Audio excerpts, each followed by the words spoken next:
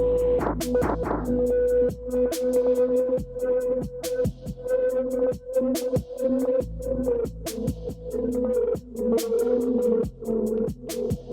him out.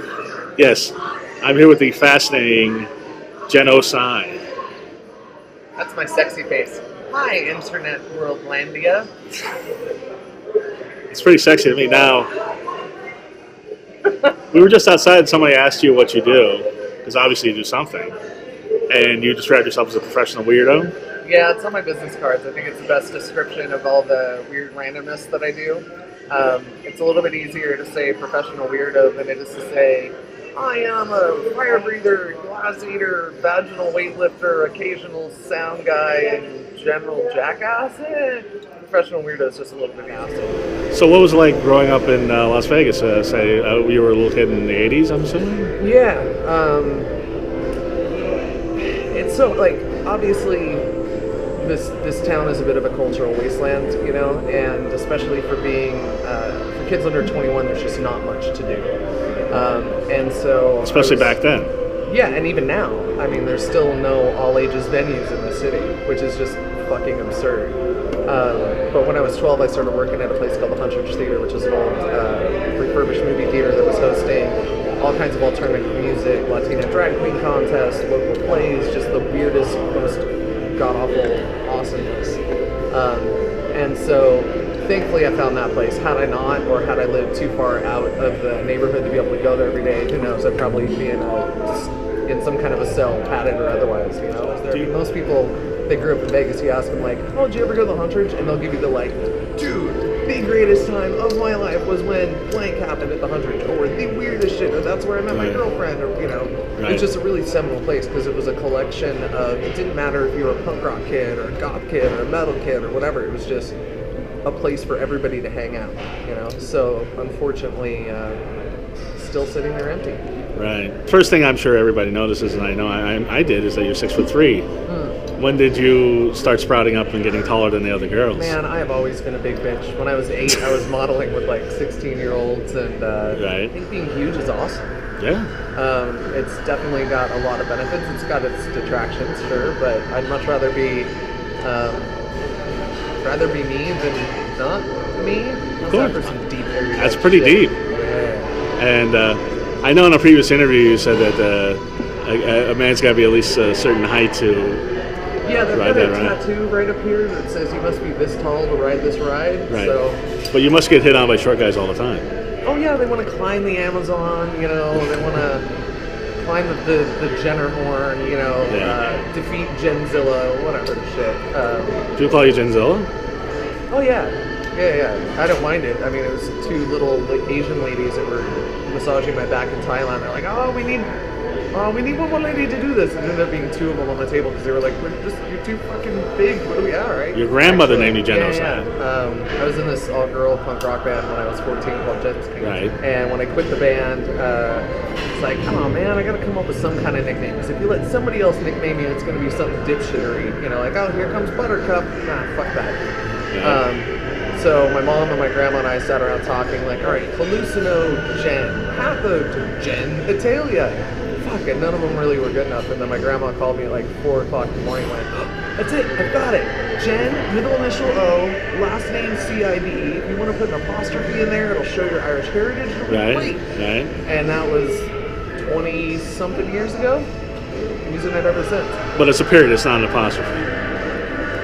I stuck with the period because I don't remember why my actual reasoning was. I think it was easier for typing into forms or some shit. It was a totally mundane reason. And I finally just got that copyrighted. I actually was fighting the U.S. government to get my name trademarked, specifically, not copyrighted. But they said it was scandalous. So, now I'm officially genocide. You fought the law and you won. I fought the law and the attorney I paid won. Yeah. Right. And have you met other genocides? Oh yeah, there's Cyber friend Genocide, who has a band, Genocide and the Watchers. Yep. And, you know, I could be a dick and just be like, bam, here's all the paperwork, and I've been using this name for 21 years, so fuck off, you know, pick something else. But I don't really give a shit. If there was somebody else doing Sideshow or fire, emceeing, or anything like that using the name, yeah, then I'd obviously have a problem with it. But So what was your first tattoo? it was that piece on my ankle that is kind of looks like decapitated teddy bear heads or maybe some mushrooms or some amoeba. That was supposed to be leopard print. Yep. Okay. Sure wasn't. Sure isn't at all. Awful.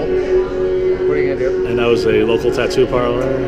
No, it wasn't a tattoo parlor. It was somebody's friend's house. Oh, okay. I was like 13 or something like that. But I started getting tattooed by awesome artists pretty young. Like I got my left sleeve done when I was 16 when I was living in Seattle going to school, and then started working at Pussycat Tattoo Parlor here in town with Dirk Berman and all those guys back in the day when they opened, and did a bunch of the cool horror monster portraits on my leg with... Oh, that's great. Yeah, we got all the old spooky guys there. So, Invisible Man, no, he wasn't there before. Well, he's invisible. This one?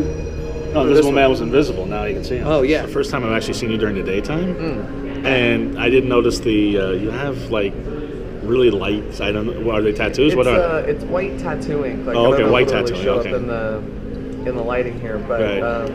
You have white I've got a tattooing. piece on my chest that's like maybe 15 something years old. Okay. Most people's skin doesn't hold white ink, but I got really lucky. Right. And this being 15 years old, I kind of went nuts and did my throat, my chin, parts of my head, my forehead. So I went a little nuts with it, but Yeah. I love it. It's taken a lot of self-control not to completely cover my face in white.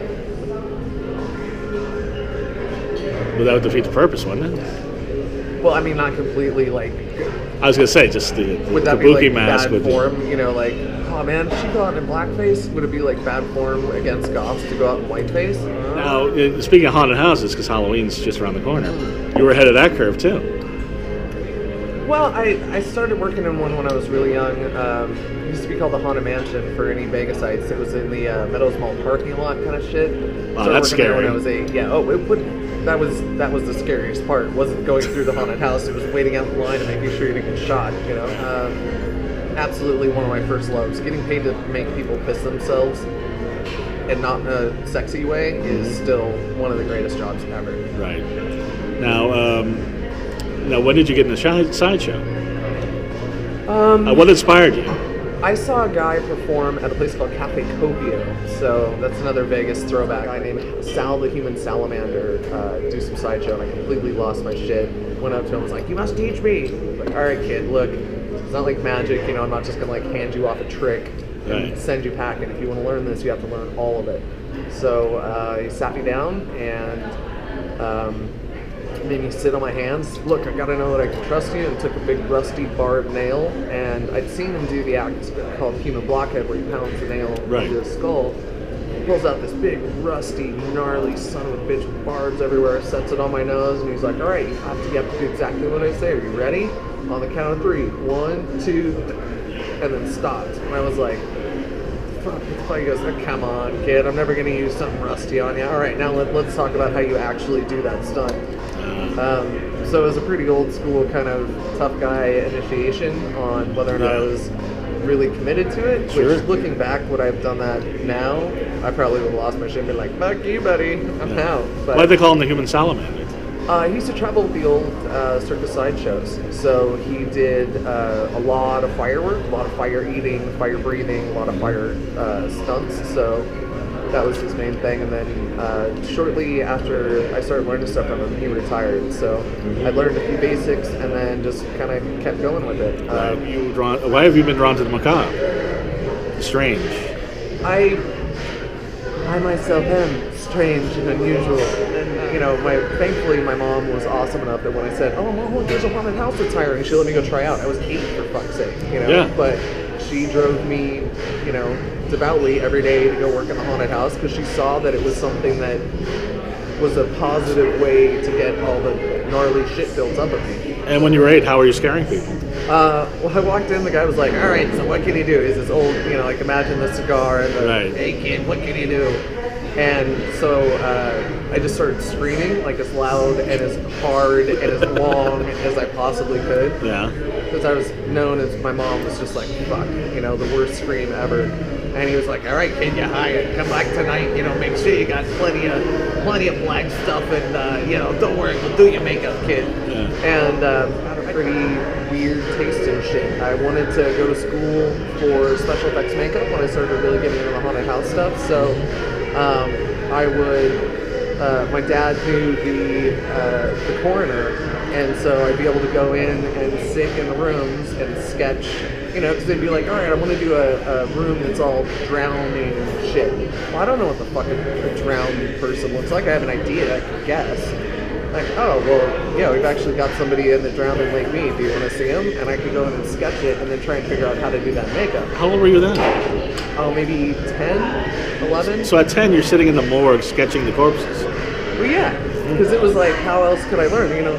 But I also do vaginal weightlifting. That's the new stuff that I've been doing the last couple of years, where I use my internal lady muscles to hold on to a pair of weights, and then I attach a carabiner and a bucket, and I lift, and because I have the third strongest vagina in the world, I want to become at least number 2. You know, I got to make my mom proud somehow. How do you know you're the third strongest vagina in the world? The other 2 that I've seen that are publicizing on the internet that they can lift more weight than I can, they're sex educators. They're, you know, find your inner female awesomeness educators. Okay. As far as I know, I'm the only one doing it on stage. I'm just doing it because I think it's fucking hilarious. Now, what gave you the idea? Honestly, one of my fellow compatriots in Swing Shift Sideshow, Kavita the Blade, she does pussy darts. She takes a blowgun and she sucks in air and she shoots out darts, and holy shit, she is strong. And accurate? Oh, incredibly. I think like blowing stuff out is too much, like kind of doing what she does. But I was like, what if I can just hold stuff in? So I grabbed a handy pair of Kegel weights, which are the sex weights. Right. And literally they just have sitting around, and threw those in and threw on a carabiner and just went, oh shit. And I had a big stack of change, so I just started trying to fill this bucket as much as I possibly could, and hold, oh shit, until it dropped out. And were you surprised how strong your vagina was? Yeah, and the weights in front of the audience, so they can see that it's not a piercing, it's not hanging from an external device, it's not, you know, it's just me using my lady bits to lift stuff. And then I have the audience help me fill up the bucket, because as a weightlifter, you know, the only way you can get stronger is to lift more weight. Right. So I have people put weird shit in the bucket until it drops.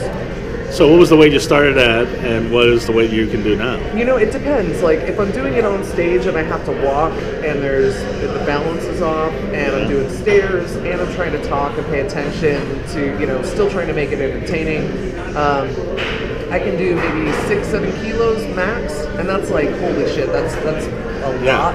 But if I just do straight deadlifting, like there's nobody else around, and I'm just working on just straight muscular. It will tell you work out.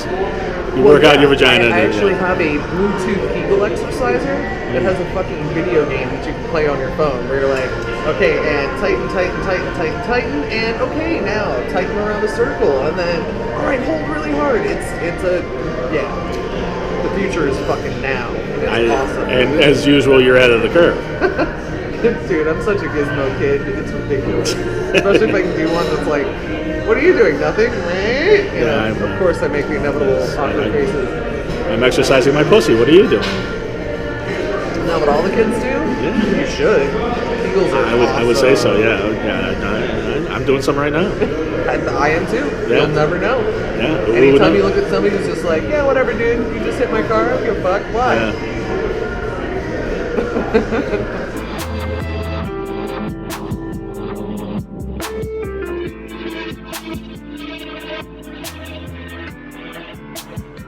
Yeah, I've been fucking off ever since. Professionally fucking off. Do you call it fucking off? I mean, you're entertaining crowds all over the world. Yeah, but I'm also doing a lot of fucking off